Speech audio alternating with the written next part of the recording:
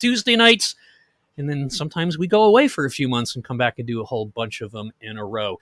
Joe Sixpack Racing Podcast can be watched live on Twitch, twitch.tv/Greg Dreiss. Right after the show, it's uploaded to YouTube, where it lives in infamy. And shortly after that, usually the morning after, the audio is extracted and uploaded to Anchor, Spotify, Apple Podcast, Amazon Podcast, Stitcher, and about 24 other podcasts. So you can watch us on YouTube, you can watch us live on Twitch, or you can listen at your leisure on your favorite podcast platform.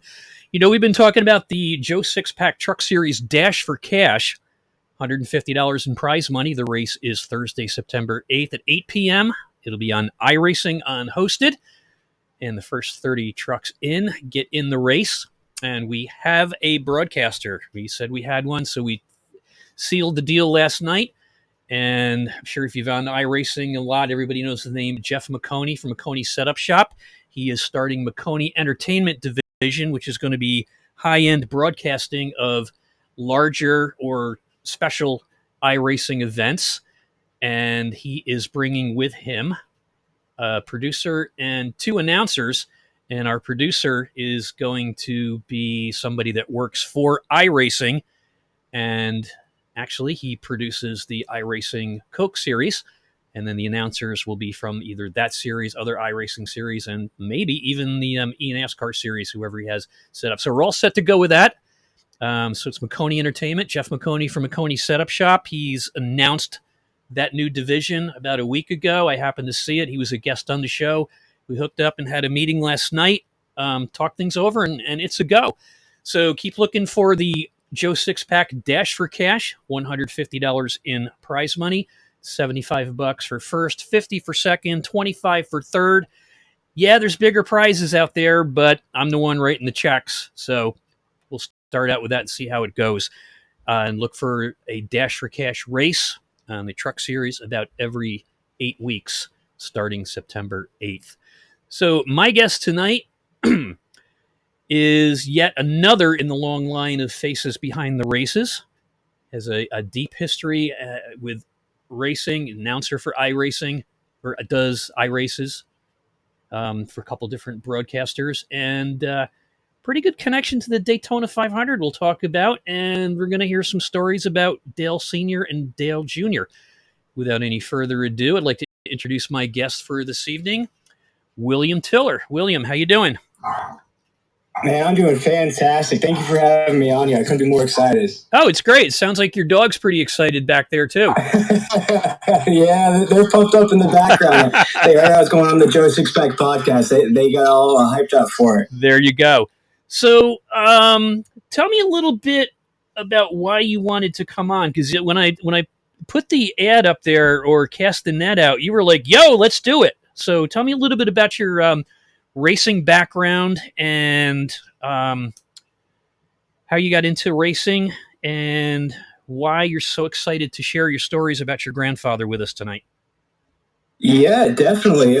Racing has always been a part of my life. For as long as I can remember, ever since I was a little kid, I know my grandfather got out of it right before I was born. But ever since I was little, he always had connections to the Speedway Club and Charlotte Motor Speedway, Daytona. He had connections to New Hampshire Motor Speedway, where he lives now.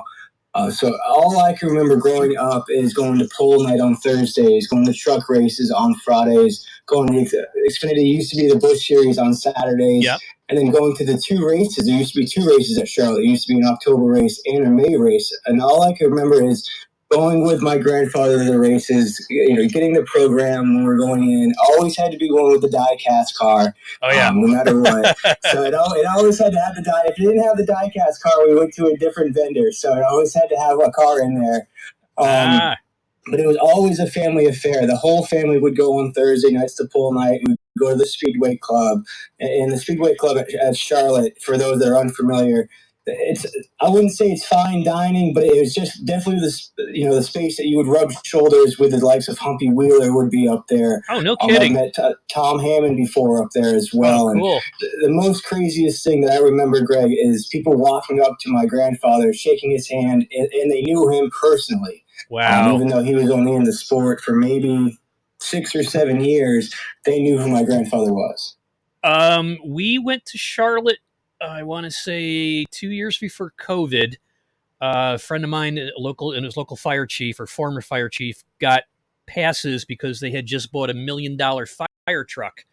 So we didn't get into the Speedway Club, but we were sitting on in the air conditioned section behind glass. Oh yeah. And he says, and my friend says, "Well, come on over this way. There's a little passageway back there to get food." And all of a sudden, we're turning around and there's Jeff Bodine, there's the Woods brothers, there's Kyle Busch's mom, a couple of the truck drivers just sitting there talking, signing autographs. I'm like, oh, this is cool. So, yeah, it wasn't the Speedway Club, but it was pretty close. Now, your grandfather, you said he lives up near Loudon now? He lives right, yeah, exactly. He lives, I would say, we took a trip a few summers ago. We went to I believe it's I'm probably going to get the name wrong. It's either the Northeast Motorsports Hall of Fame or the New England Motorsports Hall of Fame, right outside of the track. Right outside the track, yeah. He lives about an hour and a half, 2 hours away from there, and that's where his trophy sits, is in that Hall of Fame. Oh, no kidding. We have a connection to Loudon. We go up for the races every year, and the NASCAR race, we went there a couple years ago for the modifieds, the modified series. Unbelievable racing with the modifieds. They were averaging 5 lead changes a lap. It was crazy. And we also go up for New England Motorcycle Road Racing. That's a track up there. They use the road course for their motorcycle club, and greatest bunch of people you ever met. I taken photographs because I'm a photographer. My son is their social media manager, and he takes photos up there, and a couple other guys. And I said, the son, he says, what are all these photographers doing here when it's just a club race? He says, these guys will make like $1,000 on a weekend. And as soon as the race is over, on their Facebook group page, all the drivers are like, okay, Sam Dryce, my son, Robert Neer, another photographer in art that lives about a mile away from me that goes up there. This guy, that guy, when you put your stuff up, we want to buy them. And it was just like the last time I went up there, and my son puts like 900 pictures up, and he made close to $700 on the weekend, plus being their social media manager. So that's awesome. That's really cool. I was like, well, this is fun, but I'm on the outside of the fence because I don't have my credentials to get on the inside, and I'm a little too scared to go on the inside, even with motorcycles, let alone cars going 200 miles an hour. So I joined their corner marshal club, and going to be doing the flag waving and picking the stuff up off the track during when the debris gets there, so that I have something to do. And we also work over at Lime Rock in Connecticut, doing the hospitality, picking up the drivers, making sure the drivers get from the finish line to the podium, making sure they get to the media center and stuff like that. So it's just great having that connection, and if you're not racing, to be able to race at the track. So you ever go downtown to Concord, just a little south of Loudon? Yeah, Concord. Oh, yeah, I know Concord up there. Actually, it's funny that you mentioned modifieds, because that's where my grandfather's affinity for racing started, was at Speedway there. Cool. He remembers going there as a kid with his dad, and they were big contributors to that racetrack, the racetrack surrounding Monadnock as well. Yeah. So, and I got the opportunity to go, I think it was last summer, up there for a dedication. It was a race all dedicated to my grandfather. Oh, excellent. And we did a little autograph session, and a little meet and greets and everything like that. So that's great. It was cool to see. My uncle showed up too. My uncle, you could see that he wanted to get into a car again. He was staring at the cars going by. Yep. You could see that he missed it, because that's where he grew up too, was racing at Monadnock Speedway. Oh, so excellent. There's a lot of connections up there for sure. Yeah. Well, the reason I mentioned Concord, it's a really cool city. And have you eaten at the coffee shop there called The Works? The really cool bagel shop on Main Street? Yeah. All right. We specifically leave early so we can have breakfast there before we hit the track. So you gotta get the bagels in. Yeah, let's get back to your grandfather for a little bit, because we got a couple people watching out there. And why is your grandfather have a trophy up in Loudon, and why do people seek him out? He had something to do in 1990 with a big race with the Whitcomb race team, correct? Right, right. Well, it all started up in New Hampshire, as we were just talking about a little Okay. while ago. My grandfather took over for his dad's cement company, and after the cement company was bought out, he took his love for NASCAR straight into NASCAR. While he started out, he had Kenny Bouchard as his first driver. Kenny won Rookie of the Year. Oh, no kidding. Going through that, they were able to sign Derek Cope, who at the time was not a known driver at all. He was a driver out of Washington State, wasn't really known too well in the NASCAR community. In that time, they went into the 1990s season, kind of making connections, kind of getting to know everybody at that time. My grandfather had been in the sport, I'd say about 3-4 years up until that point. They actually made a deal with a little known engine builder, Rick Hendrick, at the time, and was able to use a Hendrick engine in the 1990 Daytona 500 to start the season. And in that race, they ran second to Dale Sr. the entire race, up until the last go of things, where his crew chief, Buddy Parrott, made the call to keep the car out there, only take two tires, keep the car out there behind Dale. And once you know what, on the last corner, Dale blows a tire. Oh, no. Derek goes to the inside, crosses the finish line first, and the rest is history. No kidding. So, and like I said, I've got a couple of pictures up here. I showed you the pictures just to make sure I had the right guy. And it's your grandfather holding the trophy. And then the other one I have, it's a portrait shot of a collector's card that's out there selling on eBay. So I just want to make sure I had the right guy. And I'm like, so that's cool. So how did Dale feel after that? Dale, I don't feel right calling him by his first name. So how did Dale Earnhardt Sr. feel after that race? It was funny too. You know Dale. Everybody knows Dale in NASCAR. He wasn't happy even on the best of days. So, but him and my grandfather shared a connection. I remember my grandfather telling me when he got into the sport. Of course, being from New England, you know, it was a southern sport. So any kind of outsider looked at as who's this guy? What are they doing here? Type of deal. My grandfather was telling me the minute he got into the sport, Dale embraced him with open arms, got to know him. Dale Jr. and my uncle were close in age, so they became friends as well. Oh, how cool is that? You know Dale, you know, losing the race, he wasn't happy. Even when he won, he wasn't happy because he knew something went wrong during the race. So, you know, and the unfortunate thing is it took Dale 8 years after that to actually get his 500 victory. So, oh, wow. That's right. I vaguely remember that. So Dale didn't end up winning that race until 1998. So it took him a long time after that. So, but there's actually, you can find the clip on YouTube. I believe it was NBC that was doing the broadcast. And if I'm not mistaken, it was Teresa in the trailer. And Teresa's holding, and maybe Kelly, and they're watching the end of the race. And you see her face sort of drop when Dale blows that tire on the last corner. And then you just see my grandfather's team all jump off the wall and celebrate. So it was a crazy moment. Just like Kyle Busch's wife when things aren't going too well. I would not want to be sitting next to her in the pit box.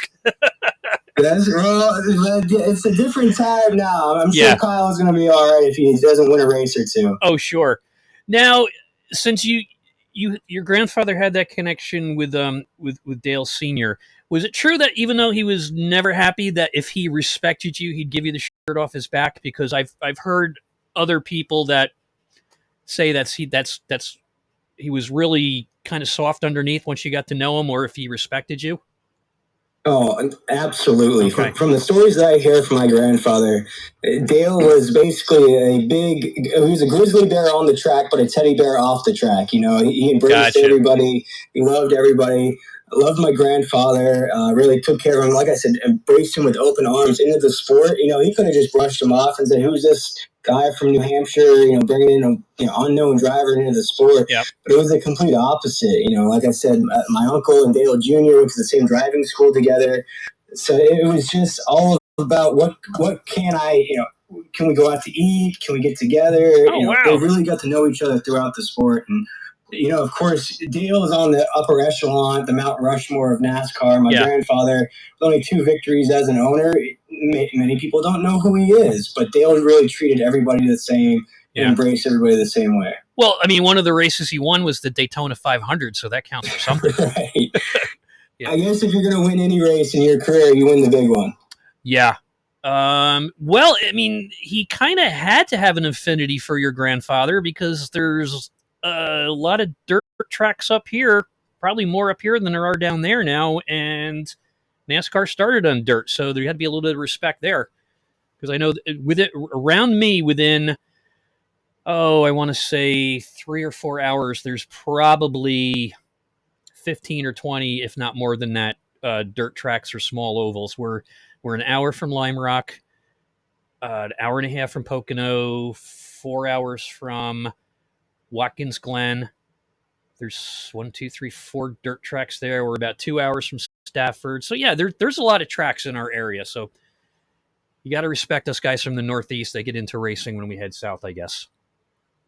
Yeah, I mean, it really, during those days of NASCAR, of course, I wasn't around to see it, but during those days, it was really what they call it, Southern boys sport. Yes. A lot of the drivers came from that area, whether it was North Carolina, South Carolina, Atlanta, those type of areas, to where any kind of outsider was looked at, what are they doing here type of deal. You didn't really see any women driving in the car. There's not as much, there wasn't as much diversity in the sport as there is now. Oh, sure. So when my grandfather really came into it, he really had to hustle. He had to do his thing to get his name out there. Exactly. Like I said, he had an engine. They had a deal with Rick Hendrick at the time. Everybody knows who Rick Hendrick is now, but at the time, Hendrick was just building motors, and that was his thing back in the day. And luckily, they were able to get an engine from Rick for that race, and you could see exactly why Rick Hendrick turned into the guy that he is now when the way that car ran in that race. It's an art. I mean, I don't know horsepower from camshafts. I just know that I love the cars. I love the sound. And since they don't do a lot of practices anymore, we're heading up to Watkins Glen next week. We're camping 1 row back from as you come out of the carousel, you head up that straightaway right there. We're camping 1 row off there, and used to wake up to the smell of racing fuel at about 8:00 in the morning after hard partying all night. Or if you weren't hard partying, you were having a hard time falling asleep because everybody else was hard partying. So we're heading up there, and can't wait to get back up there. So we've got and that's my vacation. I totally splurge. We've got the hot passes, the all access passes, and like that. So we're looking forward to it. And bringing a friend of mine, well, the guy that usually goes with us, it was the one that got us the tickets to Charlotte. He's been going up with us for the last 3 years, and he told his wife the date of Watkins Glen this year. She goes, "Well, you're not going. We're going to see the kids down in Charlotte." And he's like, "What? That's the only time the kids could get there." And he says, "Well, this is the only time I can't get there." So we're taking a friend of mine who's going to be a kid in a candy store. He owns the truck and the hauler for a Sportsman's modified, and the other guy owns the car, and he goes every Friday night like clockwork up to Albany Saratoga dirt track. And I went up and helped him work on the hauler right after he bought it. It was so funny. I said, "Jack, how do you back this thing up? Because there's no windows in it, of course." He says, "Well, what I did was I went 4 houses up and down the road on either side of the street, either side of my driveway, and bought my neighbor some flowers or candy and says, please don't park here for about a month until I learn how to back this thing up." So he had done a lot of the interior work, like putting in some of the wood on the walls, and it had the tapered nose up front for the aerodynamics. He goes, "Oh, we're going to put a bench in here. Do you know anything about woodwork?" And I go, "No, I'm handing you the wood." And he says, "Well, I spent $60 in wood. We'll see what happens." I says, "Well, if I were cutting the wood, we'd have to spend about $600. So he goes, "Well, let's see how this goes." And we finished it, and it looked pretty good. So he's the one that's going with us to Watkins Glen. And a while back, I had told him that we get hot passes every year to go into the garage. He says, "Yeah, I'd get in trouble because I'd be wanting to hand the mechanics the tools and stuff like that." And I says, "Well, Jack, you got to behave. You can't help them work on the cars, even though you probably know what you're doing." I says, "And we're also getting pace car rides." He goes, "Well, if I can't work on the cars, can I drive the pace car?" I go, "No." So this kid, he's my age. He's 59. I'm 60, and he's like a kid in a candy shop when he's at the racetrack. So we're gonna have a bunch of fun. So he says, "What do you guys do for breakfast?" "I'm bringing all my grills," because he's also a cook for a retirement home. So he's gonna be cooking breakfast every day and going around on the pace car ride with us and like that. I got an opportunity last year when we went up to 6 Hours of the Glen, the IMSA race.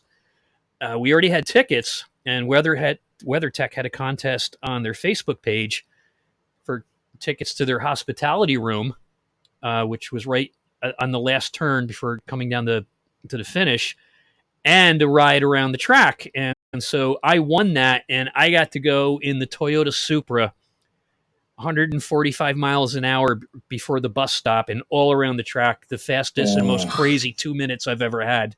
I was laughing my head off so hard because the guy was cool. He saw that I had my camera and I was taking the movie of it, the video, and he was doing narrating as we're going. He goes, we're going down the first stretch in turn 120 miles an hour. We'll see what this thing can do through the S's, and we're on the back stretch, and here we go, coming to the S's. We're doing 145. Whoa, we're in the S's doing 80. The G-force. Commentating your own race. Commentating like that. And no roll bars, no helmets. This was, I think, a street legal version of the Supra, but 145 miles an hour to 80 in whatever the time was. It was great. So That's one amazing. one thing I ask every guest that comes on, your first car, what was it? And then tell me what your dream car is. Yeah, it's funny. Well, I want to go back to the story that you were just talking about. Go ahead. Yeah. The person you were describing about going to the Glen, that actually sounds just like my uncle. My uncle. Okay. Like I said, went to the same driving school as Dale Jr., so he went to the Buddy Baker driving school. Oh, no kidding. My grandfather always said had they stayed into the sport just a little bit longer, my uncle would have been in the car and they would have carried through probably until it would have gotten too expensive to do. It was already expensive at the time, but until it got too expensive. But instead of going into NASCAR, of course, he started a family, you know, like all people do as they get older. But he stayed driving. He actually drove for the Richard Petty driving experience for quite some time. I would say about, I'm sure I'm going to get the number of years wrong, but I would say at least 7 to 8 years he was a driver for the Richard Petty driving experience, traveling around to Charlotte, to Atlanta, they had a track of Orlando that they used to drive at. But you could always see that he had that love. It was in his blood to be in a car. Yeah. I remember when they did the Cars premiere at Charlotte Motor Speedway some time ago. We all got to go, of course. It was a big deal. My grandfather was there. Everybody were sitting in the stands. We had Todd Parrott behind us, who was Buddy Parrott's, I believe, brother at the time, who was the crew chief for my grandfather. And before they showed the movie, they did a little pre-race around Charlotte. And, of course, my uncle was involved. It was Jimmy Johnson, Paul Newman, Darrell Waltrip, all together. And, of course, nobody knew who my uncle was, but he was in a car for the movie. Yeah. And I remember watching this race. My uncle was going so fast around the track, they got on the radio and told him to slow down because he had such a gap between him and the other cars. They had to make it look real for them to catch up. So Jimmy Johnson, Paul Newman, and Darrell Waltrip all had to catch up to him at Charlotte. Oh, that's crazy. We saw my uncle almost have to hit the brakes with a couple laps to go for them to catch him.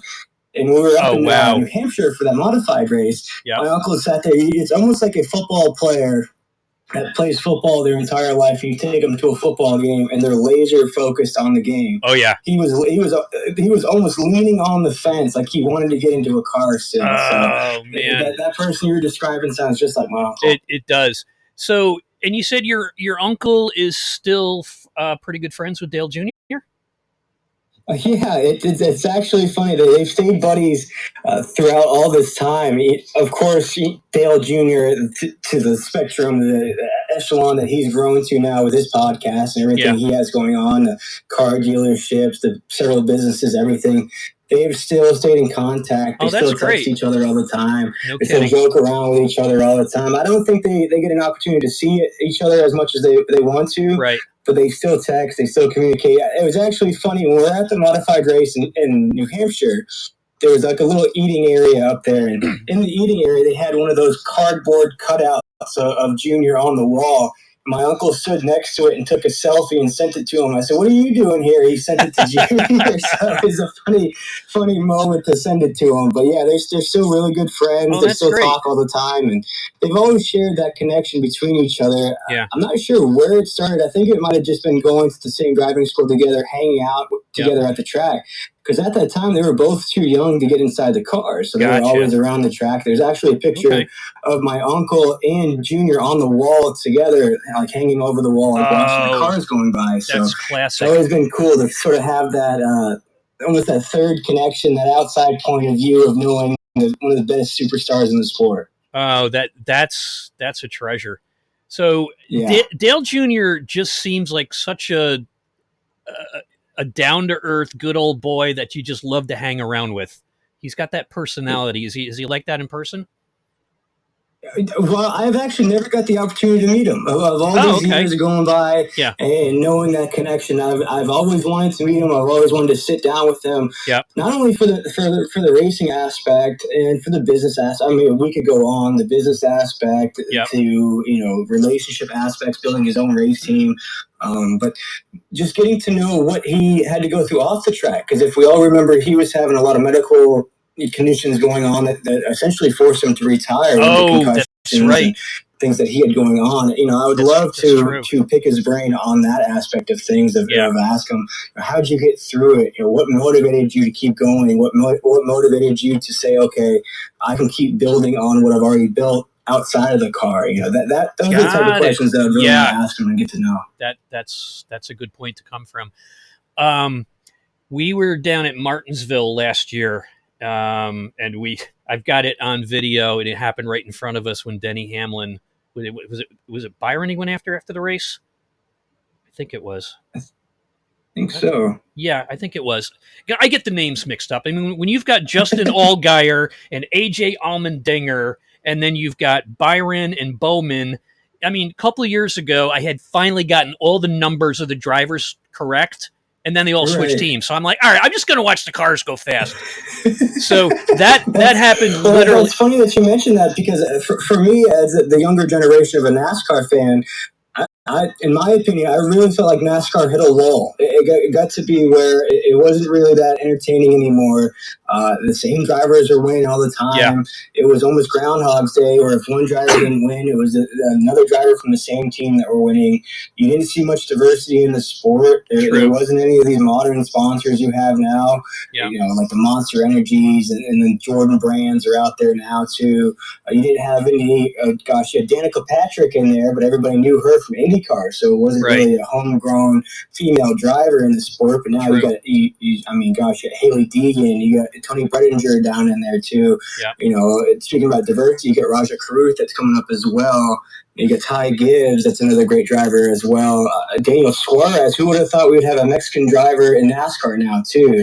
So I really think that NASCAR has grown a lot, let's just say, in the last 10 years or so from what it used to be. Yeah, and it had to. Like, I mean, look, how many people watch baseball anymore? We were out with a couple friends the other night.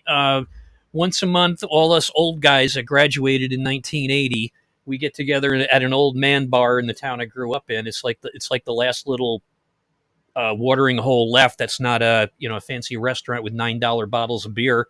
And the Mets were on, and the Mets are doing great. And I'm a Mets fan, but I couldn't tell you who the team owner is. I mean, I probably could, but it's the most I watched the game. I'm like, wow, no wonder I don't watch baseball anymore, because it's so long between the pitches. So yeah, I mean, the sports started to wake up, and I think out of all the sports, I think NASCAR's made the most gains to try to get new people in there. And getting back to Martinsville, we were right there in the front row, all three races, and all three races were great. And on the ride home the next morning, I listened to the Dale Jr. download for 8.5 hours and felt like you really got to know the guy, because that podcast is so full of information and stories. And the one I love the best is when he had the Wood brothers on there, and I think they wanted car 21.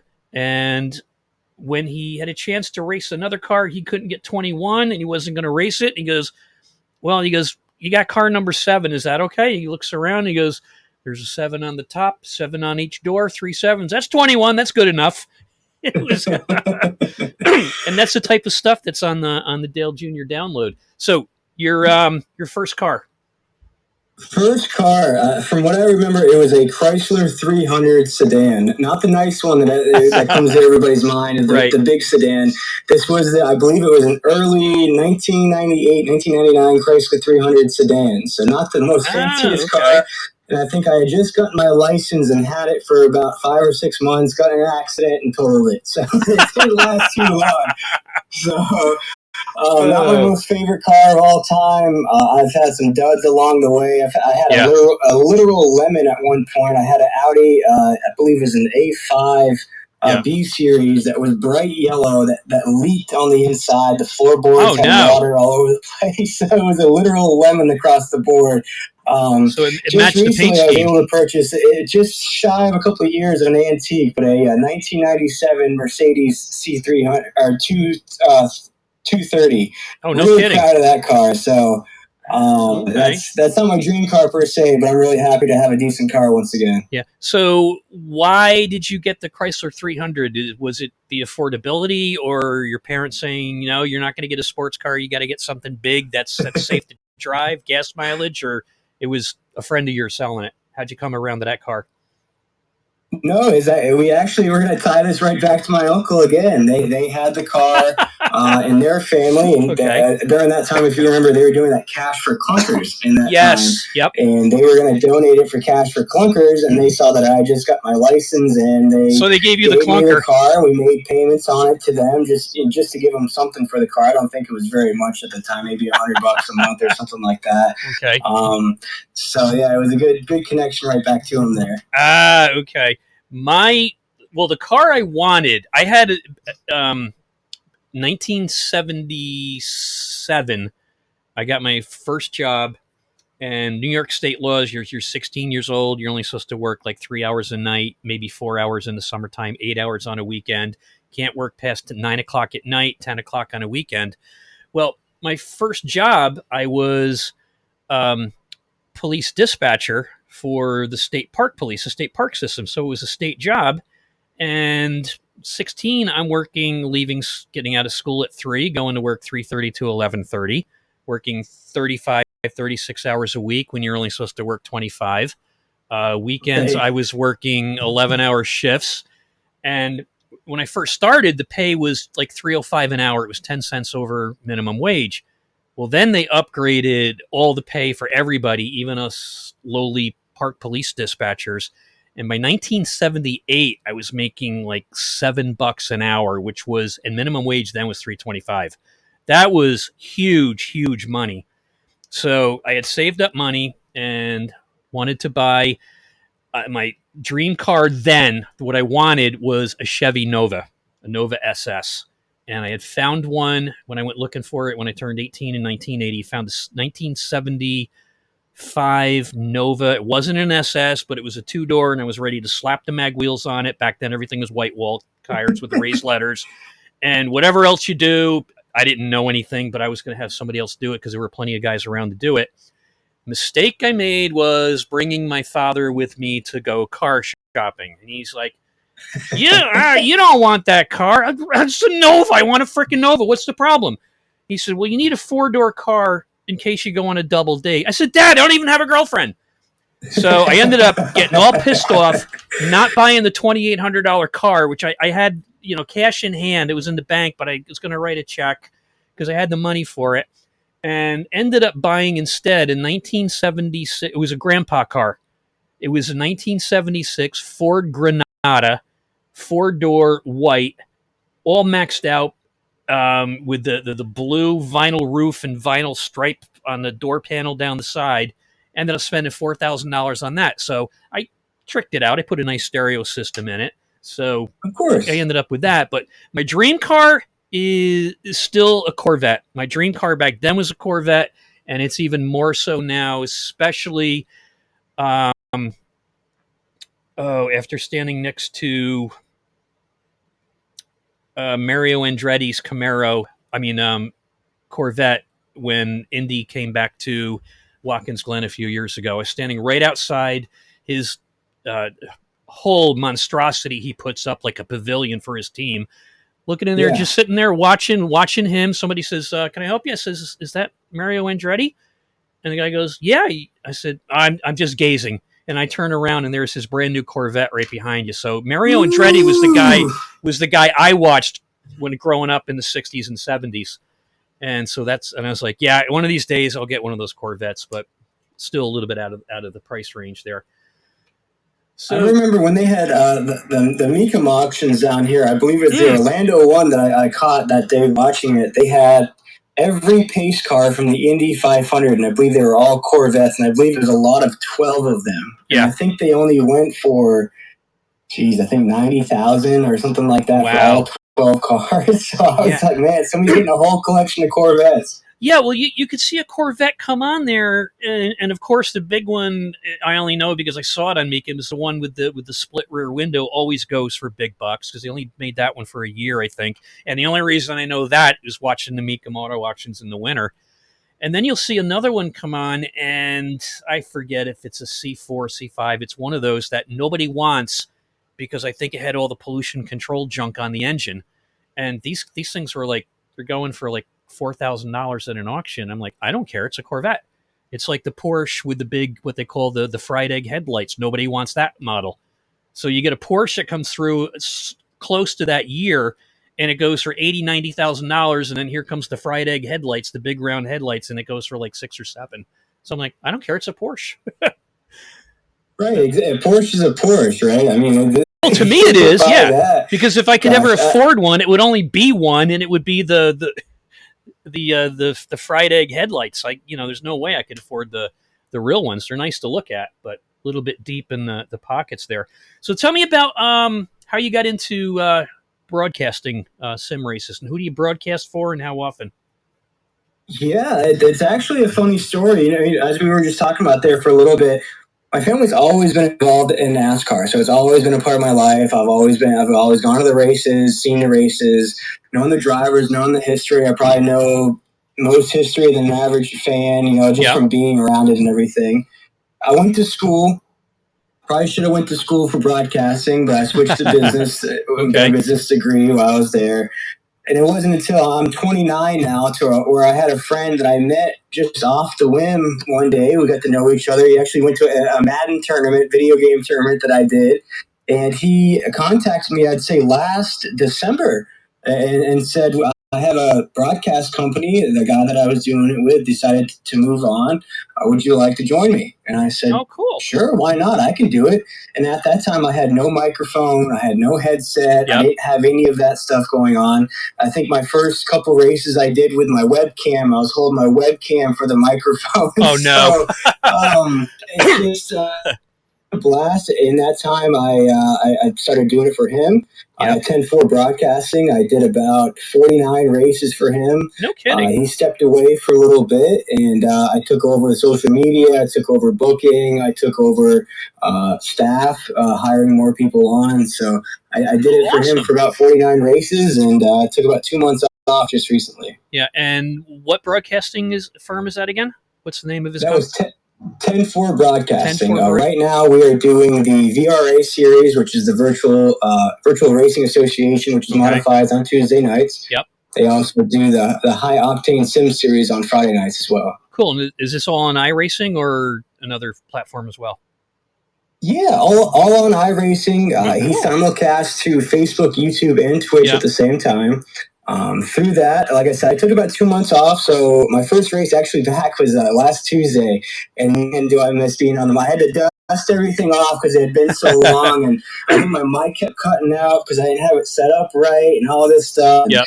Man, I just miss calling these races. I miss being involved in iRacing. It's actually funny. I did a race for Podium, and Podium Esports said, okay, we're going to need you to get iRacing. We're going to need you to get all the tracks and all the cars.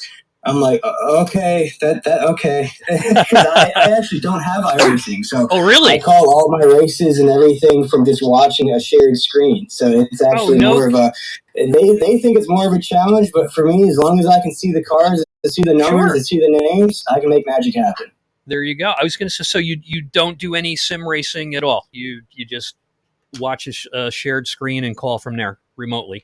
I just call it from there. Yes, sir. Yeah. And that's cool. Now, since when I took the 2 weeks off, I've essentially, the word freelance, I guess you could say, I've sort of lend my voice to whoever needs it. So I just did, like I said, I did 10-4 broadcasting on Tuesday night. Last night I worked with 3Y TV. I've done a race for Podium Esports as well. Podium Esports is going to kick up again here probably in the late stages of August. Now I've cool. signed on to do races for 3Y. So whoever needs my voice, I'm available. And Greg, it's just something about calling these races and being able to use your imagination to act like you're in an actual booth.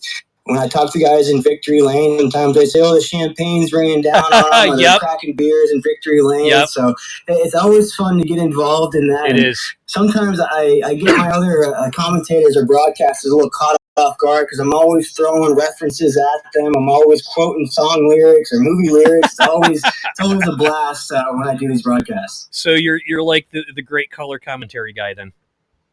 Yes, exactly. Cool. I always say my Mount Rushmore.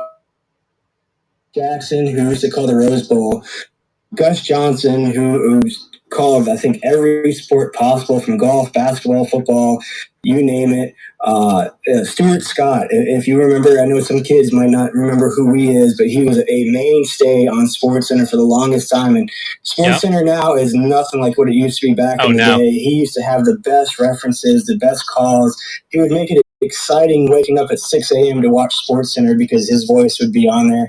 And of course, I think everybody at this point knows his name is Pat McAfee. Pat McAfee is another big influence because of his energy and his ability to basically, from 12 to 3, with his energy, he can suck you into his his area, his mode, and make you forget about anything else you have going on. You don't know what's going on in his life. He doesn't know what's going on in your life. But the ability to bring that energy, to bring that positivity, really disconnects you from the rest of what's going on. Oh yeah, everybody needs an escape. Well, I started hanging around radio stations when I was 13 years old. There was back when AM radio was a thing, and AM radio stations, even a 500-watt station, the owners were driving Cadillacs back then because they were money. They were, because you're in a small market, and then TV, cable was just coming around, and used to have to watch the New York City stations on, we're 100 miles from New York City and 50 miles from Albany,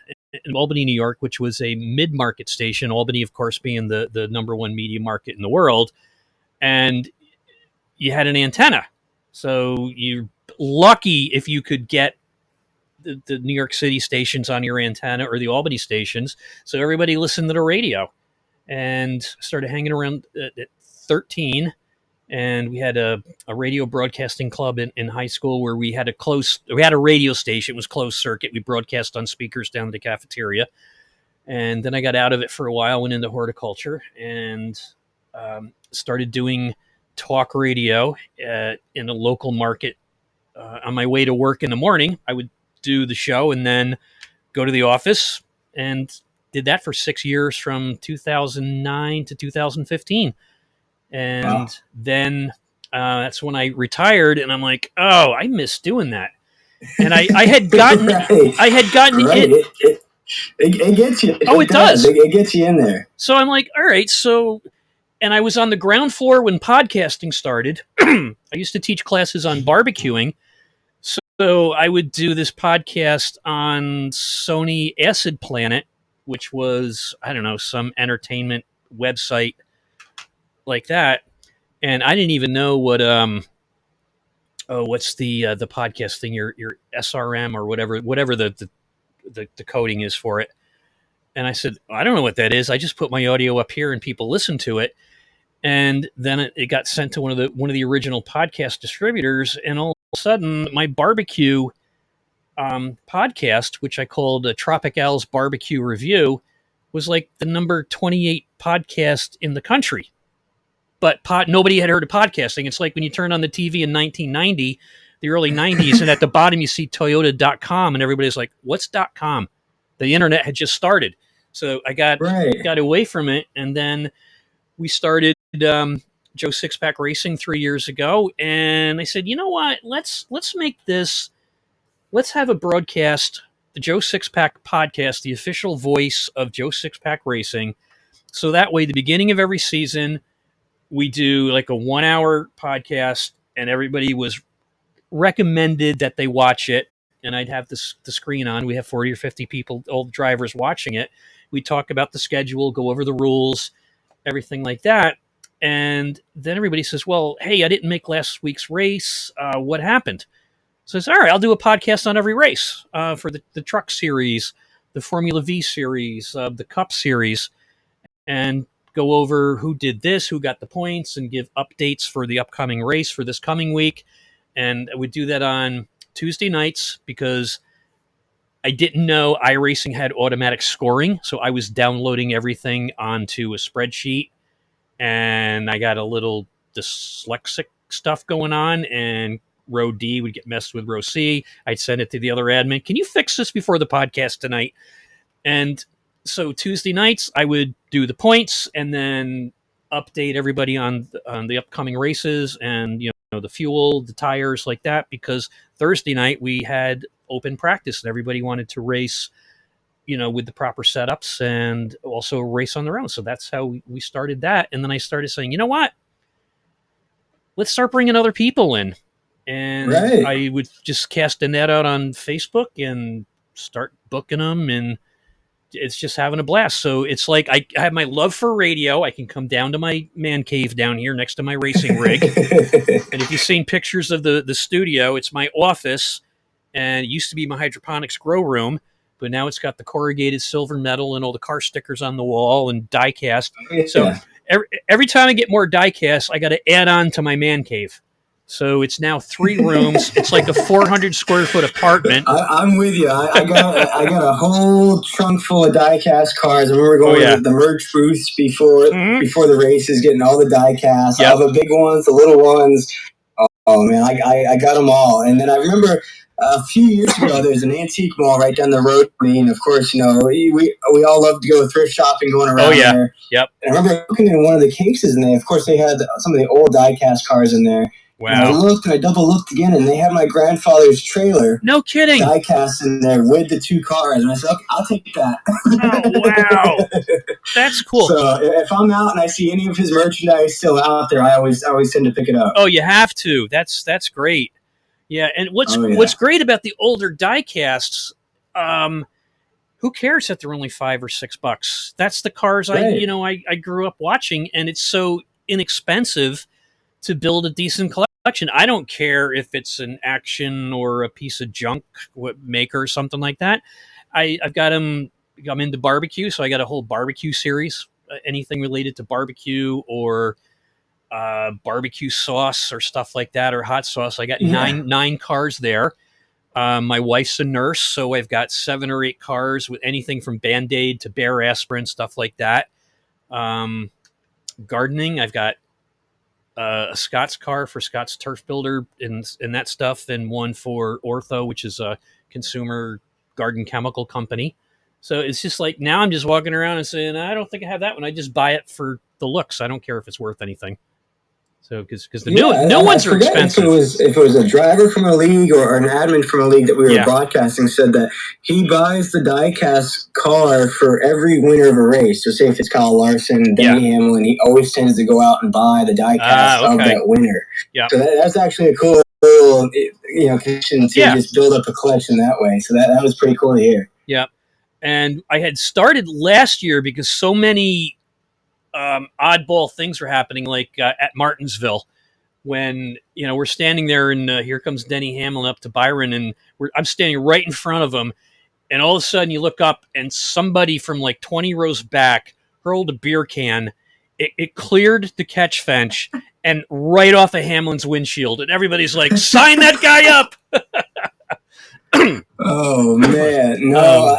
I think I was just having this conversation with Tim Hammond, who's the owner and president of 10-4 Broadcasting, about how when Denny first came on the scene, everybody was kind of a fan. They're like, "Oh, who's the new kid on the block? Who races really good? He's doing his thing." And nowadays, it's sort of like, I'm not sure how you feel or how your fans feel, but he's sort of just rubbing people the wrong way. And there's a difference between the way that Dale Earnhardt raced. He would go out there and race mad, push people out of his way. And if you had a problem, go see him in the garage about it, type of deal. Yeah. Whereas Denny, it seems like he almost has this, I don't want to use the word pompous, but it's almost like he thinks he's better than everybody else when in reality he's been struggling the past couple of years. Yeah, well, a lot of the big names have. Yeah. I mean, my guy's Martin Truex Jr., and for 3 years in a row, he was in the Final Four, and now he's 19 points below the cut line.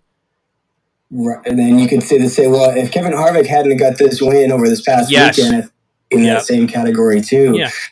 Speaking about some of the quote unquote OGs that I grew up with, Kurt Busch, unfortunately, the way his health is declining right now, this might actually be a year. He talked about retiring in 2023. Yep. But the way that he's missed about 4 races now, he's going to miss this weekend. He's going to miss this weekend, yeah. This might be it. And then you hear the things about Kyle Busch with M&M's leaving his team. Speaking about the Earnhardt podcast. Yeah. I listened to an interview they did, or they were talking about kind of speculating what he would do. And it came up is that he doesn't have to race next year. He doesn't really have to keep going. Doesn't want to. Well, he already has Kyle Busch Motorsports, so he could take a year off and then decide to start his own team, get a charter, which the charter system a lot of people don't agree with, but I really feel like it gives more of an opportunity for the little guy, quote unquote little guy, to get into the sport to where, even though you can't qualify, you miss qualifying. I remember when you'd have 45, 46 cars trying to make a 42 or 43 car field. Yeah. And if you didn't make the field, that was it. You're done for the week. Oh, yeah, you've got your team sitting there. As long as you have a charter for each race, you're in the race. Plus, like what we did, instead of having a buy-in for our league, when you leave, you could sell your charter. It's got a monetary value. It's like a it's like a franchise in professional sports. And what I really enjoy about this too with the charter system, of course, you can't call Michael Jordan the little guy, 23-11, but past the little guy, the one little guy team, I guess you could call, is Trackhouse. I love what they're doing at Trackhouse with Ross Chastain, Daniel. 2 drivers that you really, before this season, were middle of the pack, back of the pack drivers. I mean, you really didn't know who these guys were. They didn't really perform that well. Mm-hmm. They just kind of went week to week to week to week without any kind of results. Yeah. Now this year, they're in a good system. They're in a good team, good cars. And gosh, I don't think I've watched a race this year where if it wasn't both of those guys finishing in the top 10, every single race. So, Ross is competing this year. Daniel Suarez has won a race this year as well. And, that goes back to the diversity thing to where the more Daniel Suarez performs and the more he kind of proves the haters wrong, if you will, in this sport, could really open the door for a lot more European, South American drivers to come into the sport. I believe I'm going to butcher his name, but Kiki, who just retired from Formula One, is going to come in and coming up as well. I believe he's going to race a Trackhouse car, if I'm not mistaken. Oh, no kidding. So I really enjoyed that. I don't know if you remember a few years ago where there used to be a lot more crossovers where you would see some of these NASCAR drivers go racing the sports series, or you'd have Tony Stewart fly back and forth to the IndyCar series. So a lot more crossover in the European side of things. I know Kyle Larson does a lot of dirt track racing, a lot of these guys racing those type of races. But to see, I wish there was a lot more of what we saw in the past with these guys trying out different cars, getting into other cars. Well, I think you will, but a lot of the guys that did it they're getting up there. They're old. They're in their 40s. I mean, how old is Kevin Harvick? Was he 42? Yeah, he's. I think, if I'm not mistaken, he might be the oldest driver out there next to Kurt Busch. I mean, those guys are really, really up there in age, and you can almost call them the Tom Brady's of NASCAR for the way they've been able to prolong their careers through everything. And those are 2 guys that on their results on the track. So it's really impressive for them to, and I don't think they really had a lull. I know Kevin Harvick's had a lull here where it was 60 or 70 races without a win, but he was competing every year. And I really feel like a few years ago where he won, I believe it was 7 or 8 races and he didn't make the championship, the final 4. Right. That was one case maybe the chase system's not correct.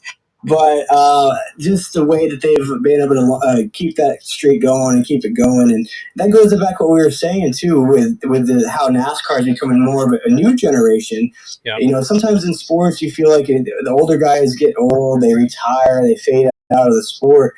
in NASCAR, I really feel like they've got an awesome pipeline of drivers that are coming up. Oh, they do now. These guys. You go back 5 or 6 years ago, there wasn't, because all, like you said, right, it was all the big names winning all the races, and I remember, the broadcaster saying, "Well, nobody's leaving, so you get a guy that gets into, I don't know, a NASCAR feeder series or whatever you want to call it, and they want to go up the pipeline, but let's face it, it's not like the Major League Baseball where there's 600 players, or the NFL with, however, the number hundreds and hundreds there. There's, in the Cup Series, there's 40 drivers. That's it. There's only 40 guys, so you can't have 50 guys that are 20 years old trying to, expect them to stay around until somebody retires. So yeah, it's everything's going along pretty well. And I remember too, there always used to be that stigma of, well, your granddad's in the sport, or your dad used to be a driver, or all these stigmas around some of these young guys coming up into the sport. Yeah. But a lot of these guys have made a solidified name for themselves. I know one guy that really got a lot of flack when he started out. He closed the door on all that talk when he won his championship at Phoenix, which is weird for me that the championship race is at Phoenix, but for him to really solidify his spot, make his own legacy, kind of grow out of the shadow of his dad, Bill Elliott, it really shows that with these new generation of drivers, they're really trying to make their own names in this sport. Oh, they are. And then everybody's, well, that's your grandfather. Well, you know what? NASCAR's a business. And if you look around any sport, especially like in college, if your dad played basketball for Notre Dame, chances are you're going to do it. And if chances are, if your dad played professional sports, you're going to have something to do with it. If you don't make the team, you're going to be in the front office or something like that. So being that NASCAR's in any racing situation like that, it's smaller, it's more family oriented, because they're like big family businesses.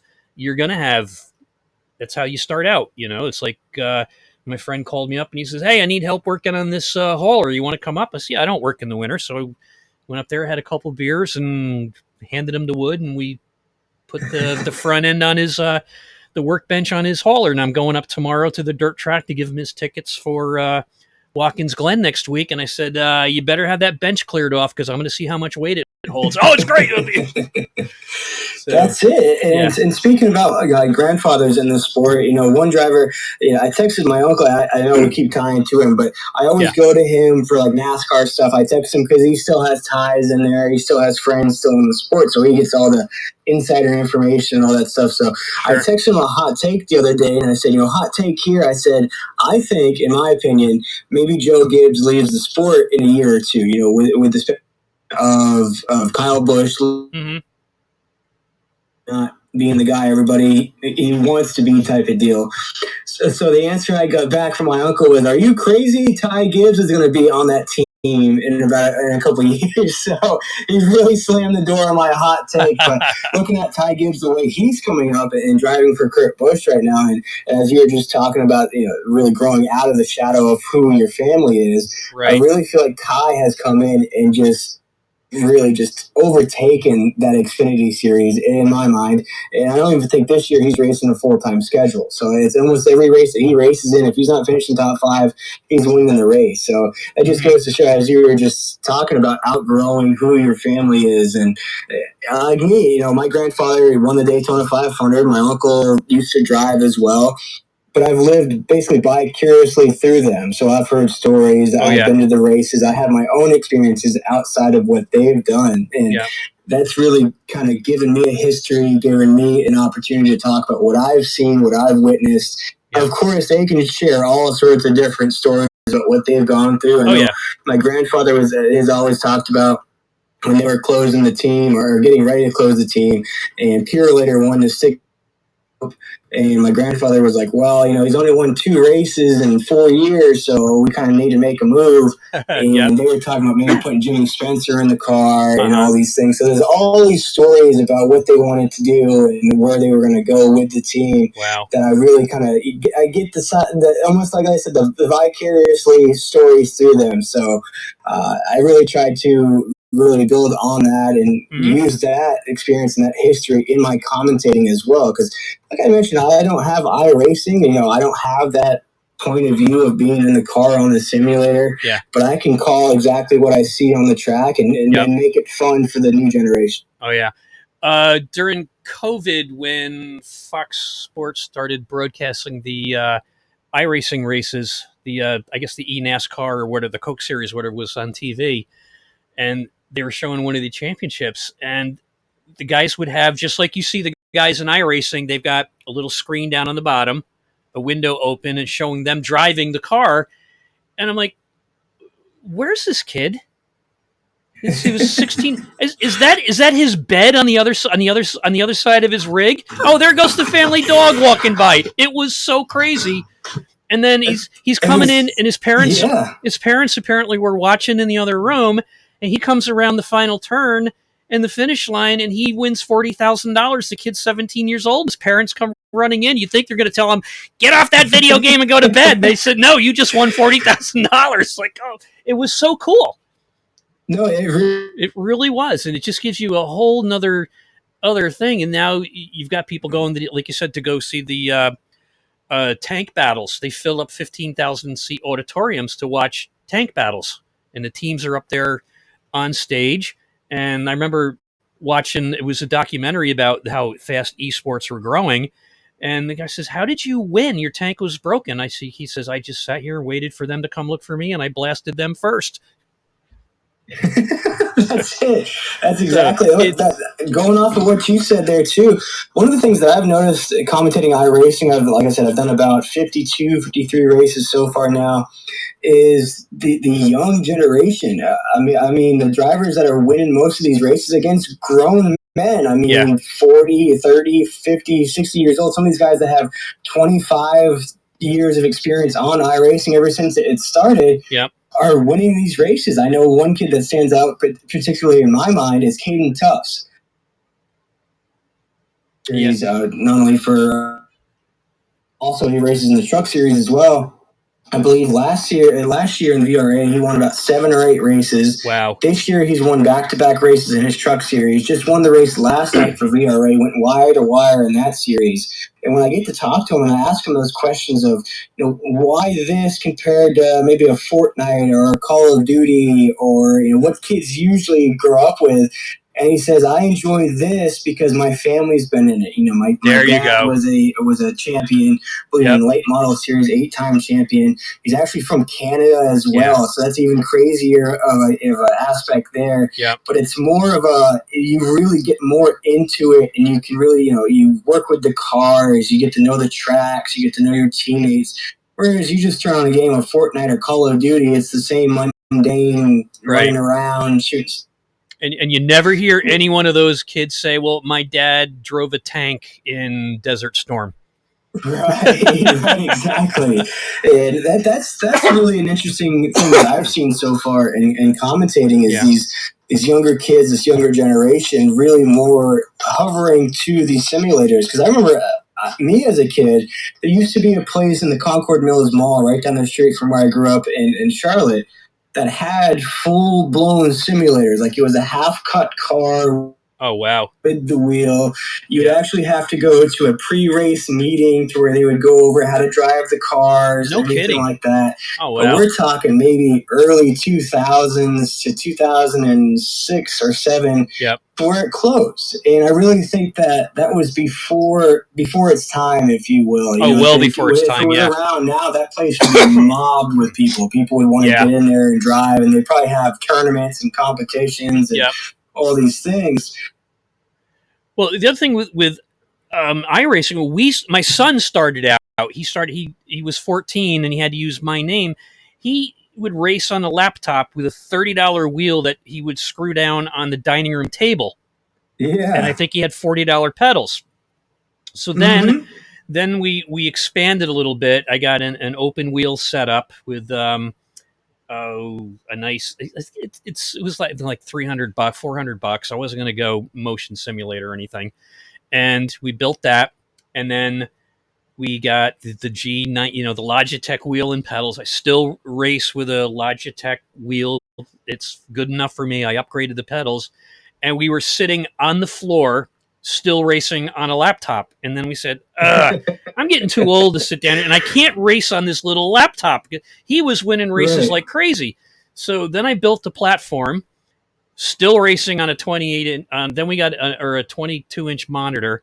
Then I bought a big 40-inch TV, put that on there, and then what else did we do? We got the butt kicker, which is total. It's the next best thing to VR because when you hit the rumble strips on the side, you feel it because it's a seat shaker, like that. And then built I don't know, a bunch of diamond plating around it, and my left side panel or left front quarter panel and rear quarter panel is Cheez-It Racing from a Greg Biffle car, and then I've got the Greg Biffle diecast to go with it, and fancy lights all over the place, and you've come a long way from sitting on the floor with a sitting on laptop. the floor, yeah. So we probably went from $200 setup to it's probably about maybe $4,000 invested into it now, not including the computer. So it's just fun. But now I'm like to the point where, okay, I don't have any more USB ports on the computer. I'm not buying a second computer to run something else because I know enough about tech to get me by and to totally screw up your game. That's where I am with tech stuff. So I'm like, all right. And I think, going back to what you were saying during COVID, when Fox Sports did that, you would see some of these rookies or lower class drivers with just the wheel connected to their desk, connected to their desk. Drive, and then you would see drivers like Denny Hamlin with these full blown motion simulators and everything like that. So, yep. Oh, it's crazy when they did that. Yeah. So and racing really took off, and now Dale Jr.'s on their board, or he's doing something pretty big with them now.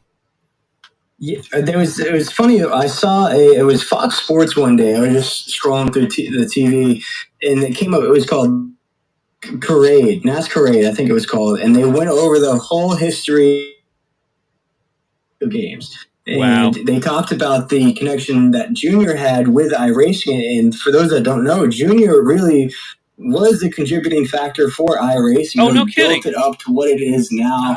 Okay.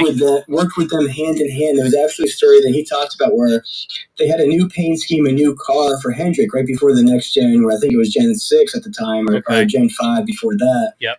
Where Hendrick didn't want the car to be seen by anybody. It was a top secret car. They didn't want any of the specs. But iRacing wanted to scan it to put it in the game just for when it came out, they were ready to go. Mm-hmm. So Junior snuck the car out, covered it. Oh, I remember that story.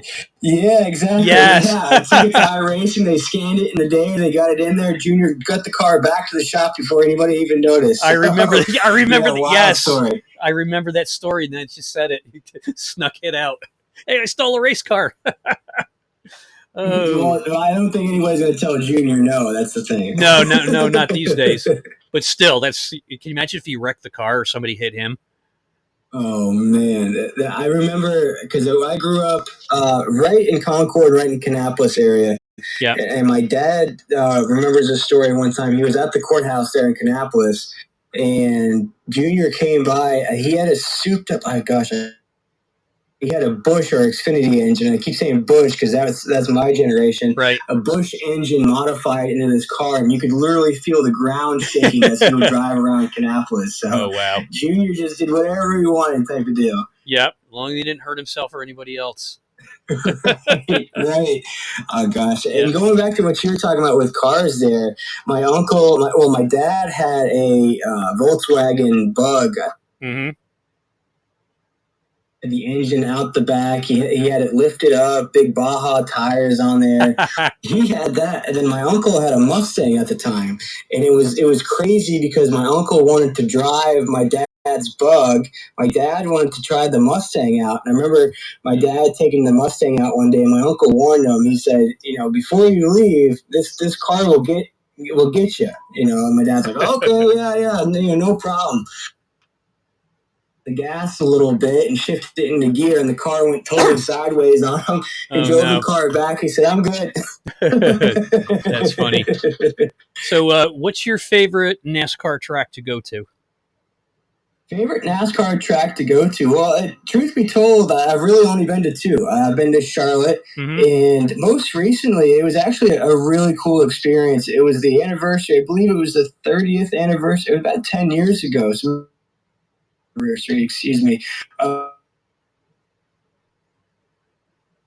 And we were talking. We wanted to go so bad, and we ended up getting tickets. And it was me and my sister. Now, my sister's not involved in NASCAR at all. She's not a big fan of sports in general, but of course, she's always down for an adventure or to go to a track. And it was just me and her. We met one of my uncle's friends on the way to the track for the tickets. And of all the experiences that I had at Charlotte, going to the Speedway Club, of course, those are all will always be things that I cherish and always look back on. But to be able to go to the track that my grandfather won at, to experience that, and also it was the last year of the backstretch grandstands, and that's actually where we sat, was back there. And we have a picture of me and my sister both holding a little brewski in our hands there on the backstretch, watching that race. And I just remember it was the coolest experience. We watched the race for a little bit. Concession stands. We sat underneath the grandstands while we ate, listening to the race. That's cool. We went back up and watched the race. And I remember I have a digital camera. That's how old I am still. Of the cars coming around turn 3 and 4, and it was Joey Logano leading the way to the championship, and that's the year that he won the Daytona 500. So, that's of great. all the tracks, I think that one, even though it's my homegrown track, I think that one was the most memorable. There you go.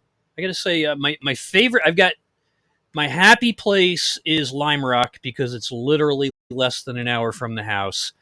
And we get to go over there and see some of the big IMSA drivers, and they had the Trans Am series there.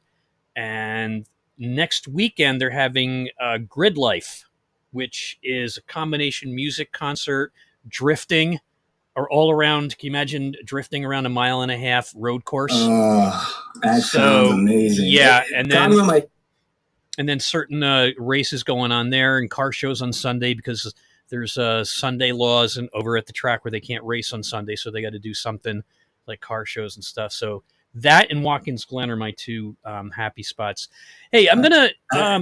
It's funny you mentioned that Watkins Glen, because I have a story about Watkins Glen, and as my grandfather, they won 2 races in 1990, but my mom used to attend the talk about how they would go up on the hill at Watkins Glen, get comfortable, get ready for the race, do their thing. And all of a sudden they would hear across the radio or get a phone call or somebody would come tap them on the shoulder that Derek Cope blew an engine on the warm-up lap. And that would be the whole race. And I remember actually it was a few years ago too, he blew up another car at Watkins Glen too. So there's always these stories of how they would go to get comfortable for the race. Yep. Before the race even started. Oh, that's tough. Hey, your audio's starting to break up a little bit there. So before we, so we're gonna wind this up, while we can still hear you. So if anybody wants to get in touch with you for broadcasting, how do they get in touch with you? Say your name again, who you broadcast for, and I guess I said that already. And how do they get in touch with you to... Yeah, let me just repeat myself here because it's like the radio guy with an open mic and I don't have the weather report. Where is it? So how do they get in touch with you if they want your voice to broadcast their race? Yeah, if you're trying to get in touch with me or reach me in any way and use my voice for your broadcast, like I said, I bring a little bit of a different aspect to it. Song lyrics, movie lyrics. I make it fun. I don't want to make people laugh because it's a serious thing, but you can always reach me on Discord at Will_Tiller1990. I got to throw that 1990 in there a little bit. There you go. You could reach me on Facebook at William Tiller. You'll see my picture on there as well. I also have a Twitter page as well. I believe it is Will Tiller 1993 on Twitter. Reach me on there. I'm free any day of the week, any time. I just need a microphone and a headset, and I'll make magic happen. Very good. William Tiller, lifelong race fan, and grandpa owned Whitcomb race team that won the 1990 Daytona 500. And lots of talk about Dale Jr. and Dale Sr. Hey, thank you so much for stopping in. I'll probably check back with you in a few months and see if anything new's going on, and have you stop back in and fill me in on any more stories. Of course, Greg, and I just want to mention too, Go ahead. If anybody wants to reach out to my grandfather, he loves it. He always gets letters, he gets cards. Oh, we got to have him on. He loves signing those things. He loves reconnecting with people that have watched that race, that have those memories and anything like that. So, if you want to reach him anyway, feel free to reach out to me. I can give you his address. If you want to send him a card to sign, if you want to get his autograph, any of that stuff. He loves that side of things as well. And I really appreciated you taking the time with me here tonight. Get that story out there. Yeah. Speak about myself a little bit, my history. You know, I'm unknown to a lot of people, but I really feel like your podcast is a great way to get my name out there as well as my grandfather's story. Cool. So again, I want to thank you for letting me on here tonight. And I was excited to be here. I saw your post on Facebook, and I said, "Man, I got to get on there and do that, and talk with Greg a little bit." So I appreciate you. You're more than welcome. Tonight. More than welcome. Does your grandfather know what a podcast is? Can we get him on? That's actually funny, Greg. I was going to mention that it's when I tell people that I commentate iRacing, like, oh, like a podcast. I'm like, no, like a broadcast, like a TV broadcast. So I always have to break down to everybody exactly is what I do in iRacing. All the different platforms. And when I showed them, we went up for the summer. I showed them the race. He goes, oh, okay, yeah, that looks cool, yeah. But I'm sure if we could find a way to get him on here, that's for sure. He actually just did a radio interview. Oh, no kidding. When I was up there for Christmas this past year as well. Oh, so he loves talking. He loves going on. I remember him getting off the interview. He goes, gosh, I hope I didn't repeat myself too much. I'm like, no. I think people just love hearing your story no matter what you say. Yeah. So well, actually, I'm sure we can find a way. Actually, all he needs is a cell phone and a smartphone to download Discord. Put the link on it and just push the podcast guest button. That'll be cool. All right, William. Is it Will or William? What do you like best? William. Okay. Truth be told, it's Billy Bob. Billy Bob. Oh. My first name is William, and then my middle name is my grandfather's name is Robert. So gotcha. My mom made that decision. They were wheeling her out of the hospital, and the nurse goes, "Oh, it's Billy Bob." My mom goes, "Oh no." But it's William. Okay. You can call me your best friend. You can call me your commentator, whatever you like. There you go. All right, Bill, thank you so much, Billy Bob, for stopping by tonight. We're going to wrap this up, and we'll talk to you soon. Having me, and you're welcome. For all those out there, definitely check out Joe's Six Pack Racing Podcast. It's been a pleasure being on here. For those that are thinking about coming on here, it's been an awesome time getting to know you, getting to know your history in NASCAR, hear all the stories, and it's just been a blast on here. Like I said, I'm usually commentating races, but tonight's been like I said, it's been my day off of work, so it's been an opportunity to kind of relax and just get the stories out there and share some stories and get my generation of NASCAR out there. I appreciate it. Yeah, well, you're commentating without having to worry about who's in first place and who just hit the wall that you didn't see on the screen. That's it. That's exactly it. And with the mic issues, that's something I'm working out. We just got a new internet too. I don't know what's causing my mic to fade in and out. It happened during the broadcast as well. But you know, like I said, to mention things off, when I first started commentating, I was speaking through a webcam. So I've evolved a little bit, but I think I still have a little ways to go. Oh, great. All right. Have yourself a good night, sir. You too. I appreciate it. William Tiller, lifelong race fan, and so cool that his grandfather, his team, won the 1990 Daytona 500, and they got an engine from some guy named Rick Hendrick. The stories that are out there. That's why we call this podcast The Faces Behind the Races, and we'll be back next Monday and Tuesday night at 8 p.m., So we got 2 broadcasts next week, and then the middle of the week we're heading up to Watkins Glen to soak up the sun and just smell that wonderful aroma of race fuel, and up there at beautiful Seneca Lake, and then hitting some barbecue and just hanging out and having ourselves a good time up there. Watkins Glen to soak up the sun and just smell that wonderful aroma. Oh, a little bit of back feedback coming in there. I want to remind you the Joe Six Pack Podcast is available right now live on Twitch. It'll be up on Twitch for 2 weeks, and then it's also on YouTube indefinitely, as well as all the major podcast platforms. Want to let you know about the Joe Sixpack Racing Truck Series Dash for Cash. It's coming up Thursday, September 8th, 8 p.m. Eastern Time. It will be on iRacing under hosted. The lobby opens at 7:30. There will be a half-hour practice, 2 laps, 5-minute qualifying, and the green flag drops about 8:07 and will be broadcast live by Maconi Entertainment, a new division of Maconi Setup Shop, and will be produced by an iRacing producer who does the Coke Series. 125 laps on the Charlotte Oval, and to qualify, you must have a safety rating of license C 2.0 to A 4.0. iRating max is 2,000. We'll be using the fixed set Camping World trucks. 3 tire changes, 4 sets altogether. 50% fuel, no quick repairs. Not like Joe Sixpack Racing where we give 1 or 2. We're doing no quick repairs, 2 green-white checkers if needed, and the restart zone will be in effect. And as far as prize money, we're offering $150 in prize money, $75 for first place, $50 for second place, $25 for third. And if you're interested, give us a holler on Facebook, the Joe Sixpack Racing Facebook group. I'm out there every day promoting the race. There's a link to the Discord for the race with information there that's updated. The rules are up. And also, if you're interested in sponsoring, we have a couple sponsorship packages available, one for $50, one for $25.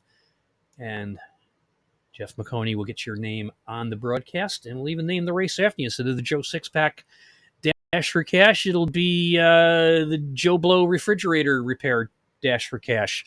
So get your name out there in a quality broadcast, and that'll get you some first dibs on future races. Dash for Cash in the Truck Series, looking to do this about every 8 weeks. And the race on Thursday, September 8th, first 30 trucks, you're in, as long as you meet the parameters on your I rating and your safety rating there.